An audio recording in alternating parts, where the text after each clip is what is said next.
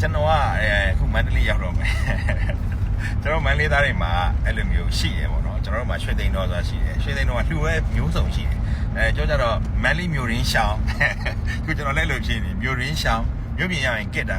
မြန်နေမျိုးပြင်ရောက်တာနဲ့မန္တလေးမျိုးမှာနှုတ်ဆက်တာပါကြီးဆိုတာနဲ့ထားကစ်ပြီအဲ့လိုဖြစ်နေတာကျွန်တော်လည်းဒါမိမတဲ့ညီမမန္တလေးမျိုးရောက်ရင်မတောက်တော့အဲ့လိုမျိုးပေါ့ဟိုတယောက်တော့ကွာဟိုလိုပေါ့အသေးကိုဆက်ရတယ်ကျွန်တော်ပုံမှန်ဆက်တယ်နှစ်လတစ်ခါဆက်တယ်အသေးဆိုင်နှစ်ဆကြော်ရင်အသေးစီပုံ level 2ဆိုရင်တော့ဘာပဲပြောနားမှာပေါ့နော်ပုံမှန်ဆိုရင်တော့ဟိုကောင်းနေတော့တောက်လို့ရတယ်လीနော်တော့အဲ့လိုစီးလေးနဲ့ထားရတယ်ကွာတဲ့လားဟိုလိုကွာကျွန်တော်ပြောသလိုပဲကျွန်တော်ကဒီလိုလူတွေနဲ့တွေ့တယ်နော်စီးနဲ့ကန်းနဲ့တောက်တဲ့လူတွေကယ်လိုရီတွက်ပြီးတော့တောက်တဲ့လူတွေကကျန်းမာတယ်ဒါတော့သူတို့ကျန်းမာရေးယူဆိုင်တယ်နော်မန္တလေးမှာဆိုရင်ဆရာတိုမာမီတိုကျွန်တော်ပေါ်တာ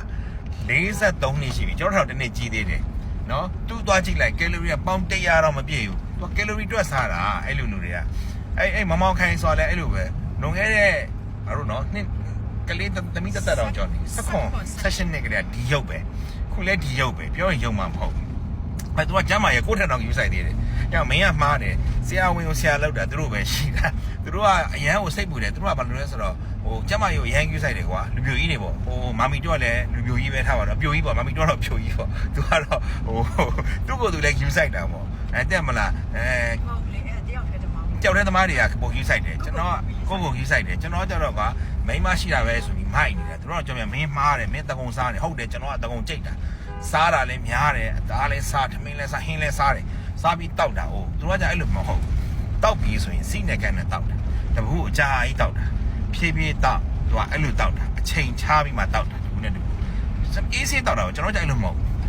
လောကြီးမောကြီးတောက်တာနောက်တစ်ခါကိုဆိုင်ကျွန်တော်ခင်ကိုဆိုင်သူကလည်းပြောတာရောက်နေငါတက်တလုံးတောက်မှာဆိုသူကဘီယာကိုအရက်ကို3ပတ်ပဲပုံမတောက်ဘူးဟာအဲ့လိုလူမျိုးတွေကသူကစိနဲ့ကန်နဲ့လူတွေပဲကျွန်တော်မြင်လာတော့တက်ရှည်တာပဲဒါအမှန်ပဲအဲ့တော့ကျွန်တော်စိနဲ့ကန်နေရတော့ကျွန်တော်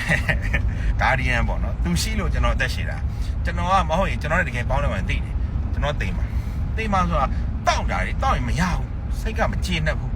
မူးမနော်ကျိုးမနော်ပြစ်လဲမှပဲရက်ချင်တာဆိုတော့အဲ့လိုလူကသိမှာလေအဲ့တော့အခုကျွန်တော်ကမန္တလေးမြို့ရောက်တော့မယ်မန္တလေးရောက်ရင်တော့နားပြီရှားပဲအဲ့ကလေးတွေရှင်မတောက်တော့ဘူးမမူးချင်တော့မူးရင်လေကိုဟိုအကြောင်းသိတယ်ကွာကျွန်တော်အိမ်လိုက်မပို့ချင်ကြဘူးအဲ့လိုမျိုးပေါ့နော်ပြဿနာတွေတက်တယ်အဲ့လိုမျိုးဆိုတော့မူးရင်အဲ့လိုနည်းနည်းလေးမူးဆူတယ်ပေါ့နော်အဲ့လိုဖြစ်နေတဲ့ခါကျတော့ကို limit လေးကိုသိknow your limit နော်အရက်ကိုနာမည်မဖြတ်ပါနဲ့ဘီယာကိုလည်းနာမည်မဖြတ်ပါနဲ့ငါပြောသလိုလုပ်ပါငါလည်းသလိုမလုပ်ပါနဲ့အဲ့လိုပြောတာပါနော်ဒါ sorry ပါမှားရင်လည်းတောင်းပန်ပါတယ်